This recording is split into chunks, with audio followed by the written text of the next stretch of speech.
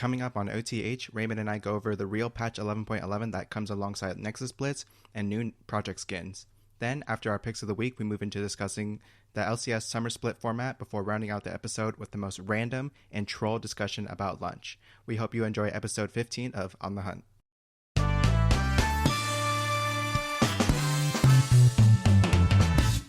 Welcome, everybody, to episode 15 of On the Hunt, a League of Legends podcast. I'm your co-host, Chris, aka the private investigator, because I use incognito mode a lot.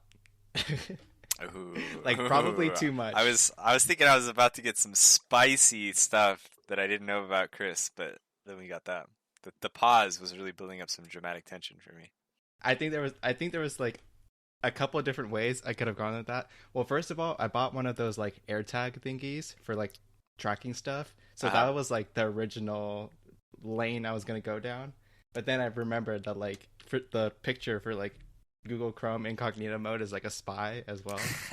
And so yeah, all I'll say is trust no man who knows the incognito mode keyboard shortcut, and we'll leave it at that. Damn. Okay.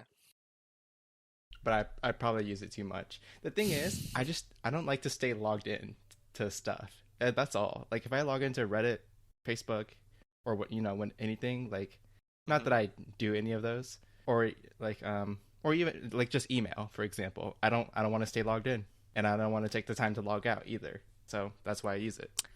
That's fair. Yeah. I try not to let Yucky Zucky get all my cookies. You know what I'm saying? Yeah, that is definitely fair. That is definitely fair. Okay. And I didn't forget about you. And joining me on every episode is our other co-host, Raymond. What's going on, man? Not much, dude. I thought this time I might have just been like, it might have been me in incognito mode for the whole episode. Like you just weren't supposed to know who I was. Yeah, that might have been a problem. I got some good news. I continued to play some League of Legends this past week. But I've been playing a lot of AD carry, a lot of old school AD carries. So Ashe, Tristana, even Varus, if you lump that in there. And yeah, I will tell you that I'm just really bad this season, apparently.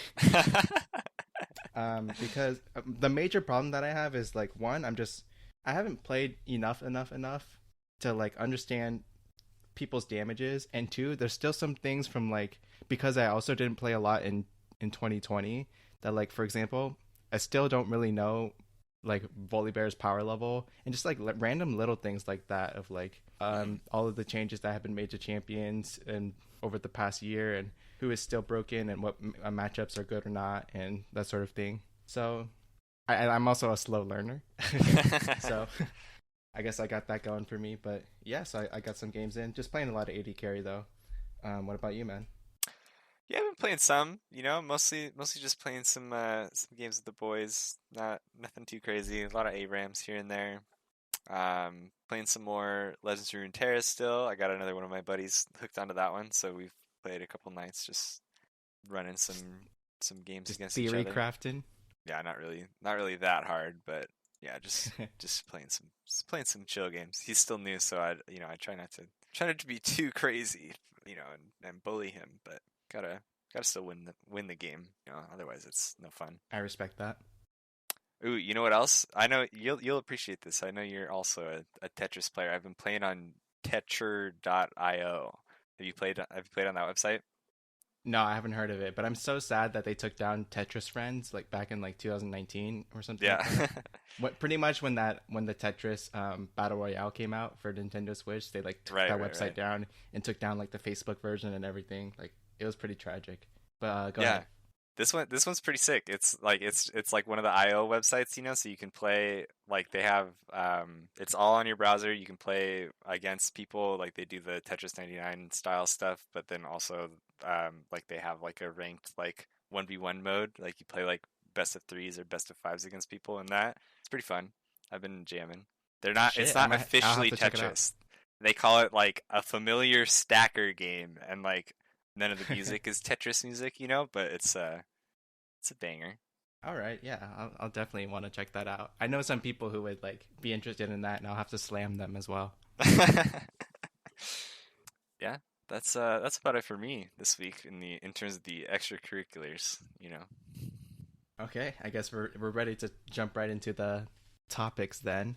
We can get started with patch 11.11, the official, the live drop, which is Heck yeah. pretty much the same as the preview that we did last week.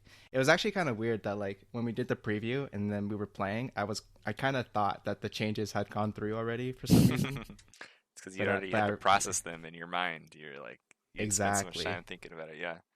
Yeah. So but anyway, so a lot of the changes that we saw are coming through. So there's going to be the Halo Blades nerf, the changes to the that Wardstone item for supports, the Hmm. nerf to Frostfire gauntlets with respect to the range bonuses, so the amount of slow and The, um the cooldown on it as well, I think. oh, and the cooldown. For ranged Yeah, so users, they yeah.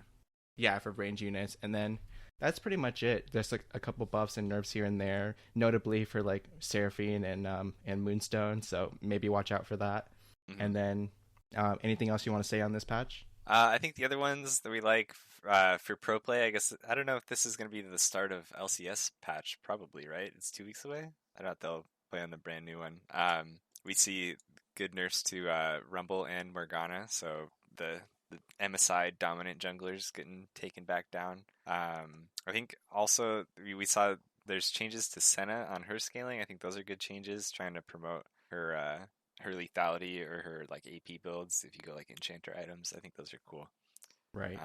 But yeah, I think otherwise I agree. I think I like the Moonstone buff. Yeah, hopefully you'll see a little bit more healers coming out of that. Like the true healers, not just the like Lilias who go Moonstone out of the jungle randomly. And then I actually was looking at the other like tank item changes they made. The stuff around they nerfed Bramble Vest just on its own. It has a little less armor, it does a little less damage because it won't scale until you upgrade it to Thornmail. But Uh then huh. like Warmog's is getting its like minimum health thing changed. I don't know if that I forget I don't know if we talked about the last time. I don't remember how I haven't figured out how the math will work on that in terms of they change it from having to have 3,000 max health as the trigger point to now being 1,100 bonus health. So like it's probably still around the same items, like 2.5 items or something, depending on your champ to get the passive trigger.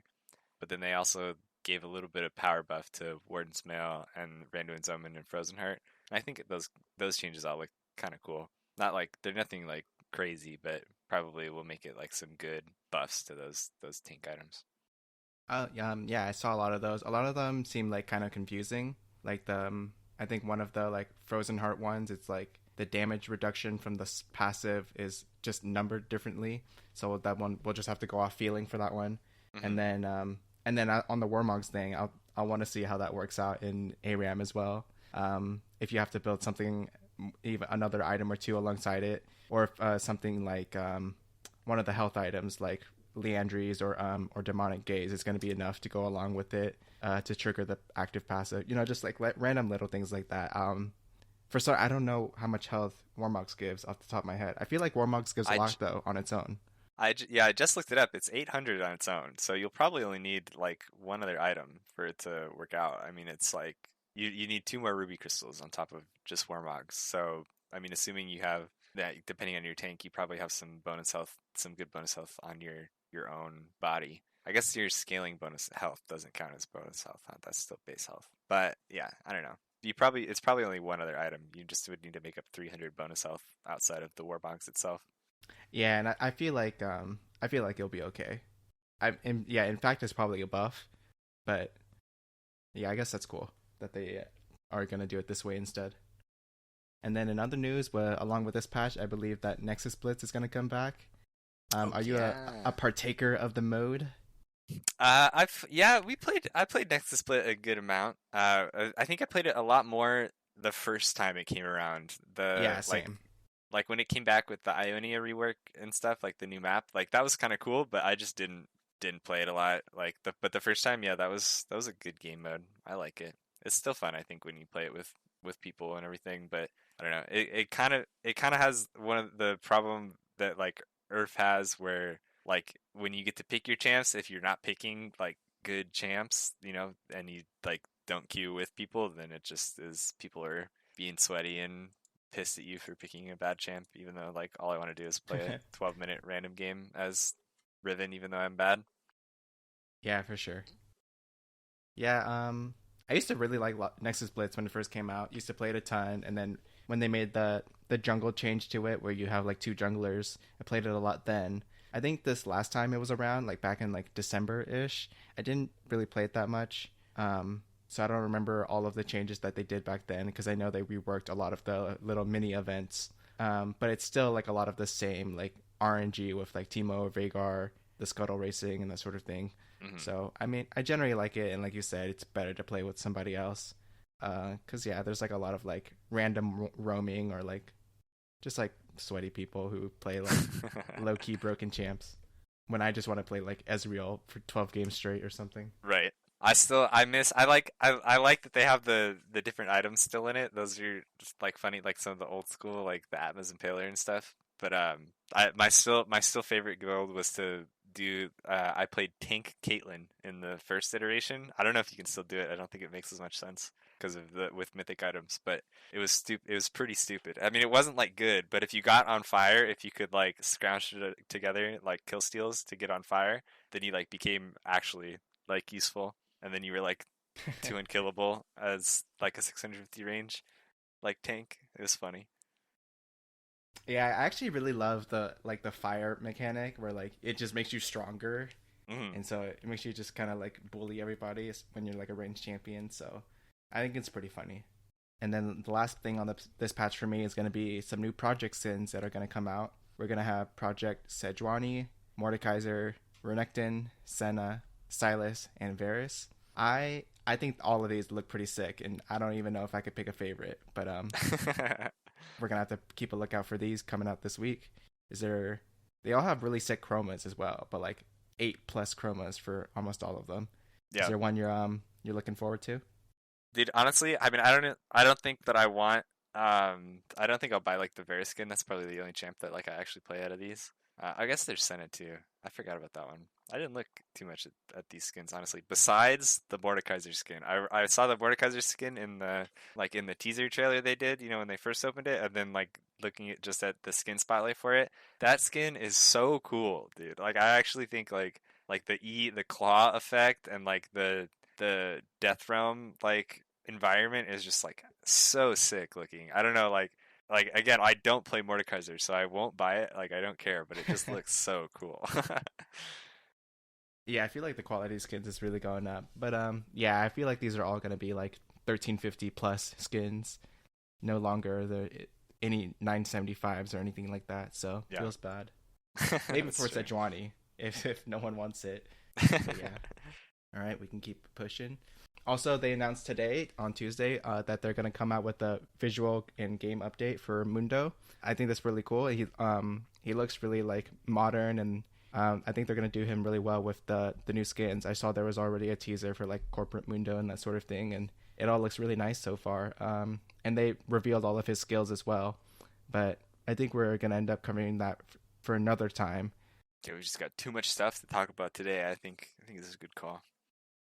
Yeah, so just wanted to mention that out there, but we'll definitely cover that more in the future. And then I think I saw out there that he's going to be released with the next patch on 11.12. So most likely he's not going to be enabled for the first, maybe even second week of LCS. I guess we'll see on that.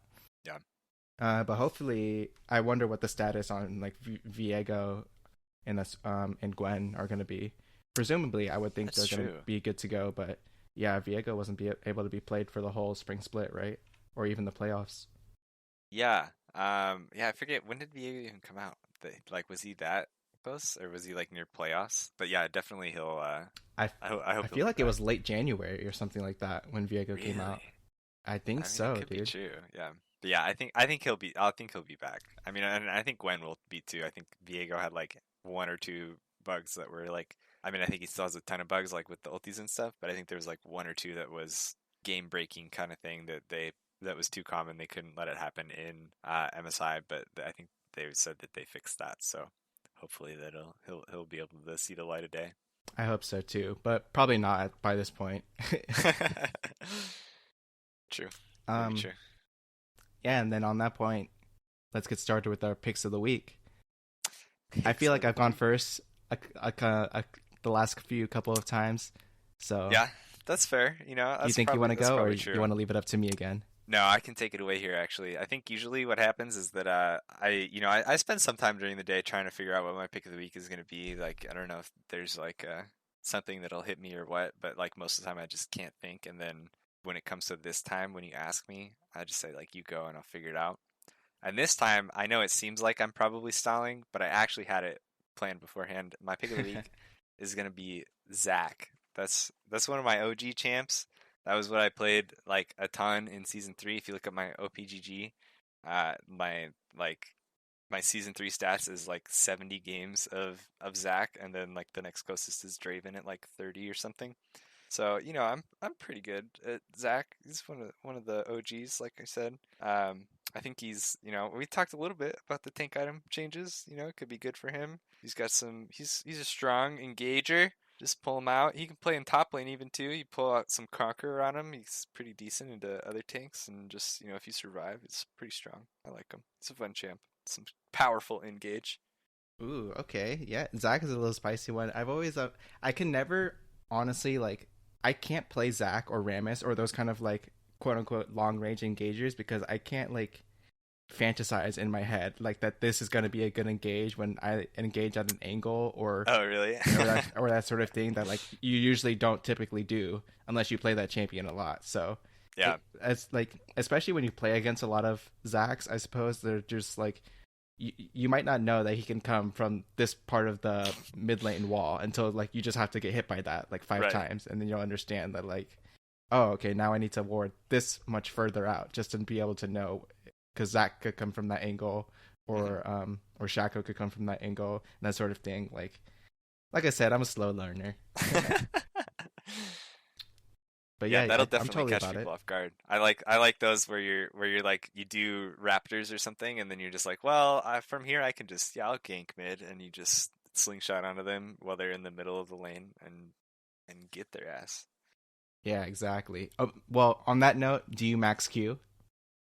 No, you Maxi always what, Okay, I'm just checking. I'm just checking. bro, bro. Wait, no, that's what I'm. E is the slingshot, right? And then Q Yeah, is he is a the arm slingshot. throwy. Okay, my bad. Yeah, yeah, Yeah, yeah, I meant the slingshot. yeah, yeah, Okay, yeah. I had to think about that. Yeah, It's been a you max while. Q like when he was a top laner, and you just had to like bully people because it would hit through everything and just do damage and slow. Like that was what you do way back in the day. But Okay, I think he's been an Emax since then.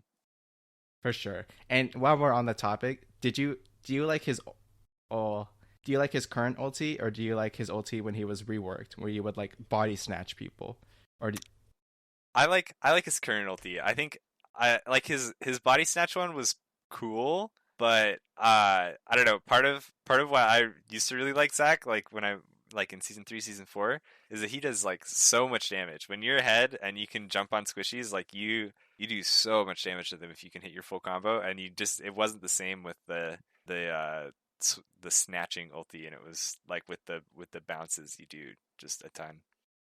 okay, that's interesting. I actually like because I like tank junglers, or at least I like my junglers to play tanks so that they don't feed as hard. I like the body snatch ulti because Well, of that. you're still a tank, dude. It's just that you do a bunch of damage. Yeah, that's true. That's true. Okay, for me, oh my bad. Are you done? No, yeah, I'm good. You go. Take it away. Okay, What's your pick of the week, man? okay. I have kind of a troll pick of the week, and so this time my pick of the week is gonna be the North American ranked ladder. So Whoo! I Damn. was just Okay. like, yeah, I was just, I mean, not that I'm a big part of it, but I was just scrolling through the challenger list today. Shout outs to Tactical and Core JJ for holding down top 5 for what feels like forever. I think Tactical was number 1 up till like earlier this weekend or something like that. He must have lost it. But, they've been, him and Core JJ have been pretty much secure top 5, top 3, especially now that Cloud9 went to MSI for a bit. And so it's pretty cool that they're still playing a lot of solo queue, and I guess even Tactical still plays a lot of ARAMs. And then I decided to just kind of like scroll through it. So I see that like a lot of people are up there. So like General Snipers top 10, Jose Diodos, he's top 5 as well right now. And then I believe all of the pro players are basically challenger. Notable mentions are Biofrost at Nimble 30, who took a one split off, but doesn't seem like he's going to be playing next split. I think Doublelift is like number 60 or no, he's 40. Biofrost He's is 50. 30, and then Doublelift is is he 50? I mean, I'm looking at just on OPGG right now as you speak, and I see him at 50. Oh, okay. Well, yeah, they're not too far apart. And then yeah, I was just like looking at it, so I thought it was pretty cool to know where all the pro players are at. Not that I like watch any streams of like solo queue, and not that I would want to. But Who would do that, dude? Come on. yeah, so that's my little troll pick of the week. I guess my because I was troll, I'll give you a second troll pick of the week, Okay. which is gonna be the Dark Technology Prowler's Claw Varus. That I was just like looking up various builds of like whether or not people still take like lethal tempo, and they still make, maybe they would make like Kraken Slayer Bork or like Gale Force Bork, something like that. But no, people are making Prowler's Claw, and I was like, that doesn't even make sense. How would you even use that? So I looked up some videos, and pretty much I guess you just use it on minions so that you can R people. Yeah, Which seems pretty surprising. stupid, but like, huh. Well, So you take it because it gives you the most lethality, because the mythic passive on it is just flat lethality that you don't really care about cooldown from Duskblade. So uh-huh. so if you go Prowlers, it's actually the most damage if you can get away with it. That's pretty funny. Okay. I mean, like, I was thinking of like ways that you could use the Prowler's Claw active, and so I kept Yeah, I mean, thinking you're it was not really wrong. troll. That's definitely still there. It's not totally troll that you can't use the active, but It's pretty troll, I think. it's pretty troll. But I've only seen it. When I saw it and I played Varus, I kind of pussed out and I made Dustblade that game, and then I think I went like 2-6. So we can just stop there. But just wanted to mention that it's on my radar, and I'll have to give it a try. All right, all right. All right, those are pretty good, dude. I like it. Thank you for the not totally troll. Yeah, I mean, two trolls make a right. I think Confucius said that once upon a time. Okay, is there any content in the League of Legends universe that you wanted to speak on this week? For me, I think I just watched a video with like an interview with Froggen. I found that to be kind of cool. I don't know why. And then nothing much else. I think I listened to the dive today, but other than that, not much else that I can remember. I think there was another episode of the Crackdown that I listened to halfway or something like that. But other than that, nothing much since the end of MSI have I really tuned into. Is there anything on your end? No, not really. For me, same here. I think I started listening to last night's Hotline League. They have Pabu on, the Pentanet jungler, for that one, so it's good to hear from him. But yeah, Oh, that's I awesome, haven't. actually. Yeah, I haven't listened to too much other stuff, or watched any videos or anything like that. Yeah, it's just been, our MSI was kind of long, dude. Like, I don't know what else. Like this, I'm, I was a little leagued out. Like, I don't need to watch that much more. For sure, for sure. I mean, it probably ended up being like close to 90 games. Yeah, bunch of Because it was 67 after the group stage. So, and I think every series went to, I think RNG and PSG went to game 4. Yeah, and then the other two were 5. Mad Lions, and then the finals were 5. So that's just a little over 80 games for the whole event. That's pretty crazy in total. Yeah, that's true. That's true. And then I guess in LCS news, it's official that 100 Thieves have now dropped Demonte, and it doesn't seem like any team is looking to pick him up right now. So I think his official announcement that he put on his Twitter is that he's just going to be a little content creator for now. But yeah, it doesn't seem like he's going to be taking any academy offers at the moment. I feel like that's bittersweet. I don't know. It was just like a random drop off in the middle of the split after he was putting in work on 100 Thieves, and then this is just it. There's no teams. When I feel like he's like solo of mid lane in a weird way, where like I feel like any team could want him, especially in the bottom half. I feel like there's upsides for him, so that's my take on it.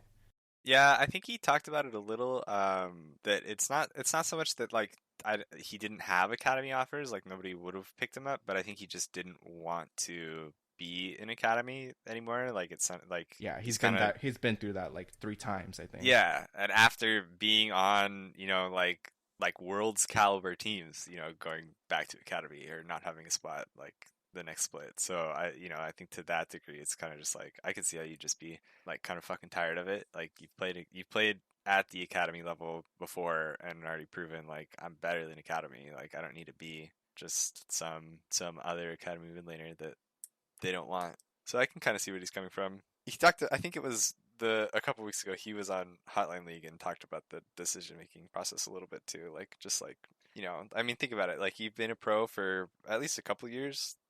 You're not getting paid peanuts anymore. Not as bad as like season 3. So he's probably made some good money and just been living in gaming houses. And now he can take some time. You don't have to worry about the grind if you don't need to, and just make some content. Chill a bit. True, true. All right, I'm gonna have to hit him up with the with the on the hunt lol podcast at gmail.com. Yeah, true, true. We're content. We're content. Yeah, content, bro. And then you put in the document here that's something I didn't even know about because I didn't even check Twitter until like an hour ago. Apparently, so like, I from what I have seen, there's a guy who's the head of the Golden Guardians esports team. His name is Hunter Lay, and he was talking about something last week, like exactly May 18th. Presumably, I mean, when Cloud9 was no longer eligible for the top 4 is when that guy was tweeting about how NA needs to make improvements in different areas in order for international success, and he was even alluding to things that like C9 should just play their academy roster in the LCS because all that the main roster ever cares about is international success, and that's not improving the other teams with that mindset, if I'm correct.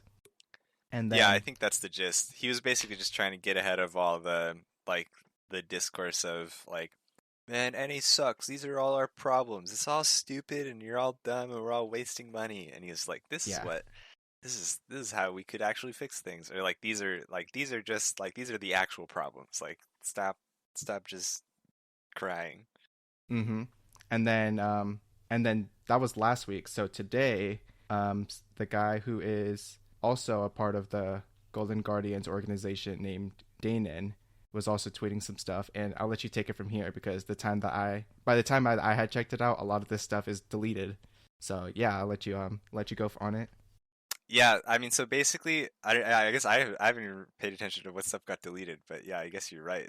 Hunter deleted a bunch of tweets that was basically like saying like he's talking about other stuff. But I think it was yesterday that Power of Evil streamed some in-houses that like just TSM players were doing, like that they had set up their own like in-house thing, and I think they've been doing this like for longer than just like the last like yesterday, like where they've been doing like kind of in-house like leagues with not necessarily leagues, but doing the same stuff that like the Core JJ off-season in-houses were supposed to be, where you have like maybe a coach or somebody like come and it's just like 5 people doing customs, and then the coaches like will give them feedback or whatever. But it was just solo queue guys, but under TSM supervised coaching kind of thing. So then TSM was just doing it on their own, and PoE was streaming it yesterday. So I don't know how long like the TSM players have been doing it or whatever as the org, but Hunter, like in reaction to it, was saying like, man, I can't believe that TSM is just like fronting on like all the stuff that we've already put in place, like the existing in-house league that pro players were supposed to queue up for. And then now they're just doing their own thing, which is further exacerbating the problem by not letting their players into this league, which leads to lower players queuing up, and then that means that the players that do want to play can't find games unless like it's Core JJ and Finn like bringing in full groups. And so he put off a series of tweets that was just like, this is the players' fault. for not queuing up. There's been like no in-houses over the off season. This is the team's fault for not encouraging it, and TSM like even actively discouraging it by making their own thing. This is Riot's fault for not having a better environment, like that we have to actually do this in the first place. And he's just going off on that. And he like the fact that he called out TSM in particular on it, it made Bjergsen like follow back, and that's like if you look at Bjergsen's Twitter, he's got a couple tweets in response to it, just saying like, Uh-huh. "Look, you're a dumbass, dude. Like we've been a major part of like trying to get things to work and in like expanding like the functionality of the in-houses and that kind of stuff." So it was a whole tiff today that a bunch of people got into where it just looked like Hunter was trying to shit on TSM for clout, and then it wasn't the case. Yeah, like not the case at all from what Yeah. Jason tweeted, which is pretty funny. I feel like that about wraps it up though. Like it's all said and done.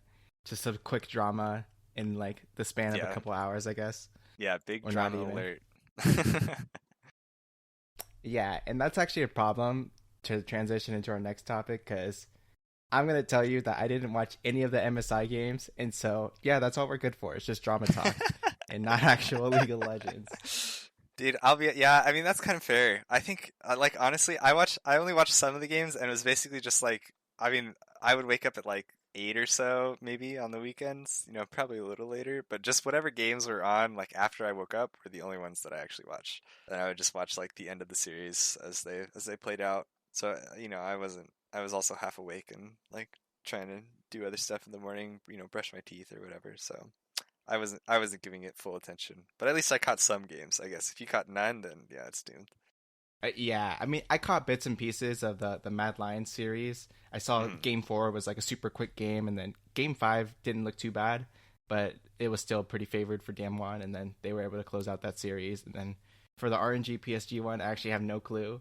It seemed like that one was started off on a good foot, like they were 1-1 at some point, and then RNG ended up winning the last two games, I believe, for 3-1 score. And then for the finals, yeah, I don't really have much to say on it. I actually have like no clue how any of that had gone on, and I think it's just honestly, it's like the time zone just kind of messing with us and also no co-streaming. That like I actually have no interest in watching any of these games. I don't know why. I don't know if that's a warning for moving into LCS Summer. But, No, it's okay, dude. We're doing the show. Come on, you'll have to watch the LCS games. The MSI didn't right. matter. C9 was already out of it. We didn't care.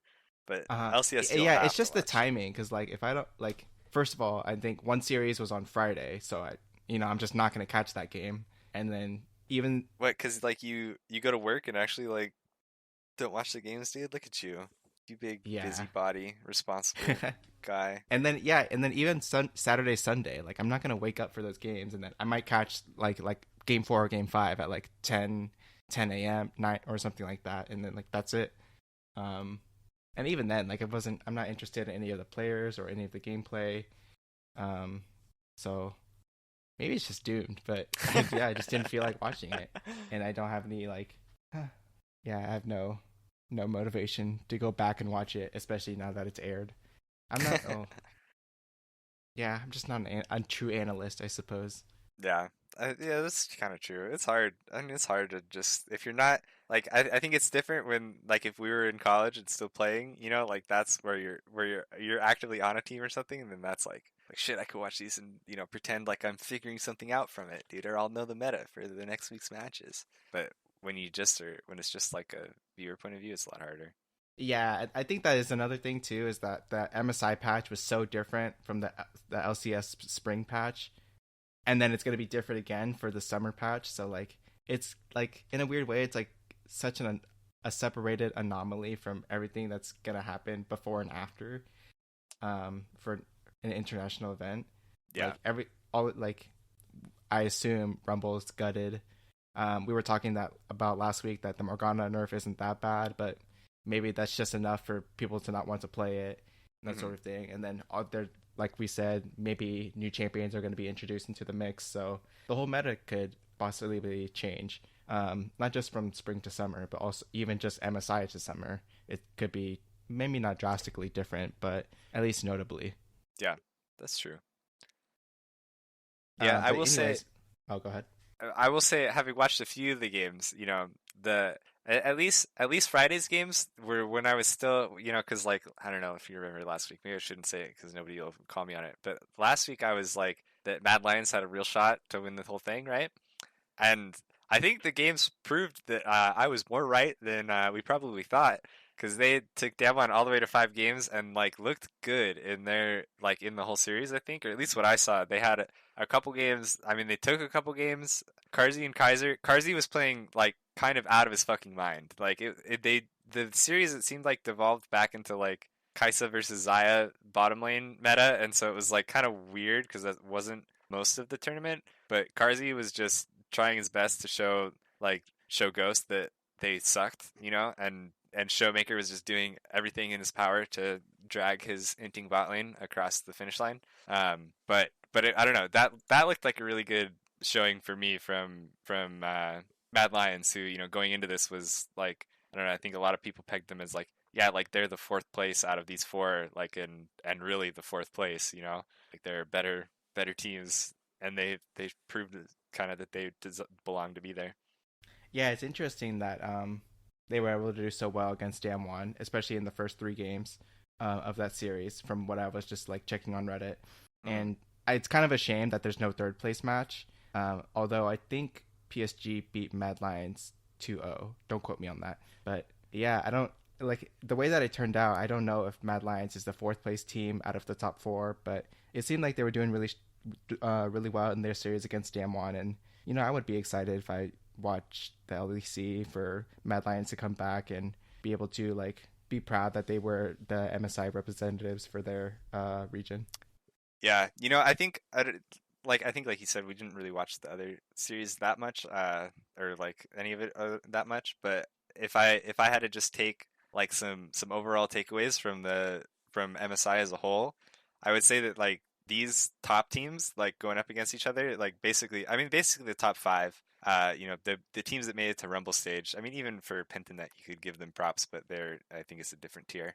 Um, but the top five teams that made it to Rumble, like, kind of proved that the top of the regions like are legit competitive. Like, it's not. It's still obvious. I mean, like, C9 still finished 3-7, but like there's more worlds than not where they could have been like 5-5, like in those groups. And I think that seeing how Mad Lions played against Damwon in comparison to how well all of these teams kind of showed up against their respective region. Where Damwon was just shitting on all of LCK. C9 kind of looked a step above. I mean, I guess maybe not C9 as much. It was like kind of C9 and TL that were the top in NA. Mad Lions, made Fnatic and G2 look like they were silly. I mean, they Fnatic didn't make playoffs or whatever, and then Rogue was the other team that they beat Rogue. If I'm all of these regions, I'm looking forward to like how well I can compete as the second and third team going into like Worlds. Even though I think LPL is probably the only one that people will tell you is different, and that they're I already said, like, I was thinking as soon as RNG won, they're just like, fuck, dude, how many Dom tweets am I gonna have to see about how LPL is so much better than even what RNG is. Like, RNG was probably not even the best team in the region. They just showed up in playoffs. Like, there's 5 other teams that could have won LPL playoffs. It's just so much higher level across the board. And now that they have 4 seeds going into Worlds, no other region has a hope. And I was just like, man, I don't want to hear that. But it's probably true. But It's probably true, dude. but I don't want to hear it. I don't know. That, like, it's probably true, but also RNG lost to fucking C9. So tell me how that works, dude. Come on. Yeah, I agree with you. The top of each region is more closer than maybe we would have thought, and it's a shame that Cloud9 went 3-7, losing at least once to every team. But um, like, I'm still excited for Worlds, and Yeah. maybe I don't know if they've said anything, but I really like this MSI format with the way that like they get to play a more variety of teams and also Hmm. more matches, as opposed to being like playing only 6 games for the World's group stages. Um, C9 got to play 10 in the Rumble stage against 5 different teams, or is it 6? 5 different teams, 5 other and teams, yeah.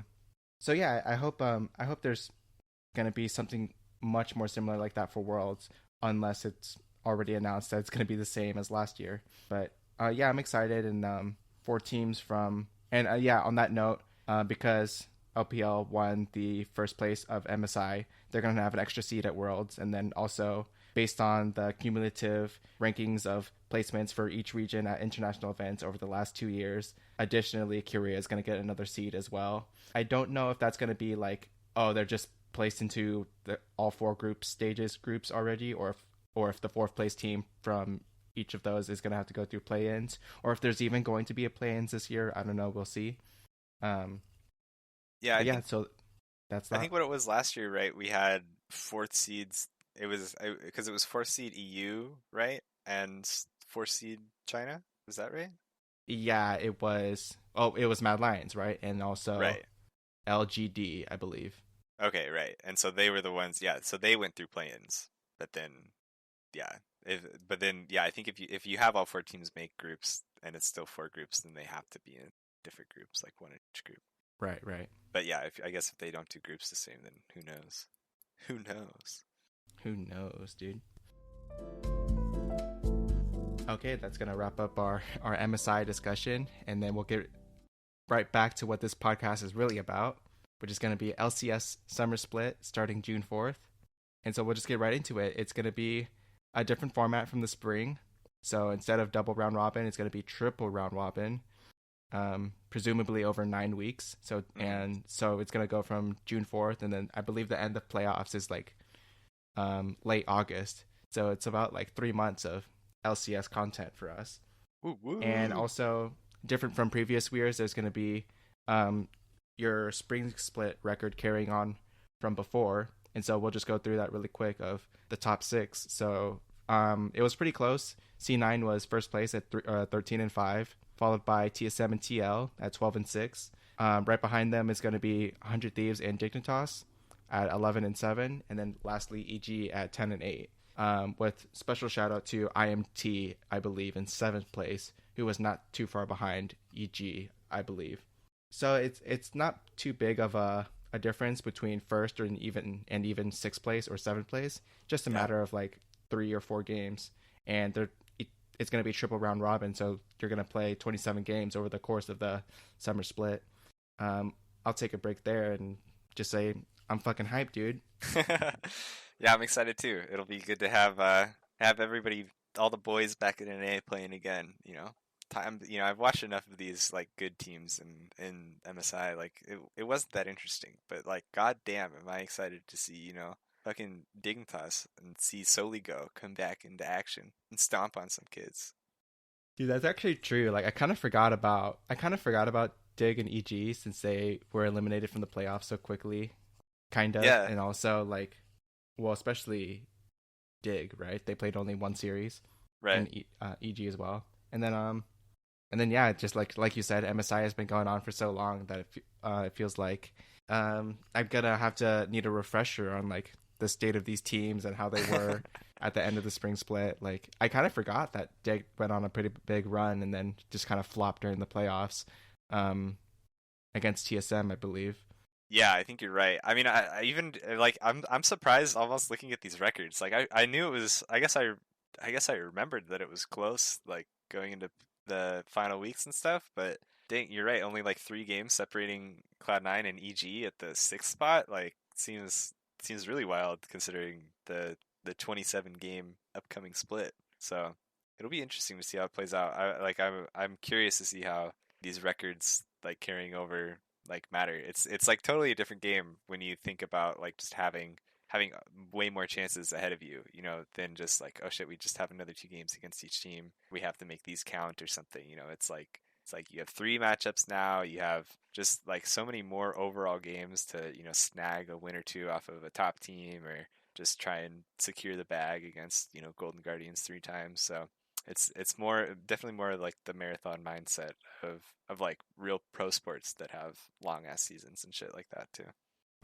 I think another thing that's interesting is that if you're playing at like 3 games against somebody, but you're going to play against them across 3 different patches most likely. So that's going to be interesting as well. Unless like you play against somebody week 3 and then week 4. Yeah. So maybe you could play somebody on the same patch in that kind of scenario, but it's more than likely than not you're going to play some teams, let's say like week 1 and then week 5 and then week 9 or something like that. It Right. just could be like wildly different patches in between. That's true. So we'll see how that goes. And then also the playoffs for the summer split are going to be a little different this year.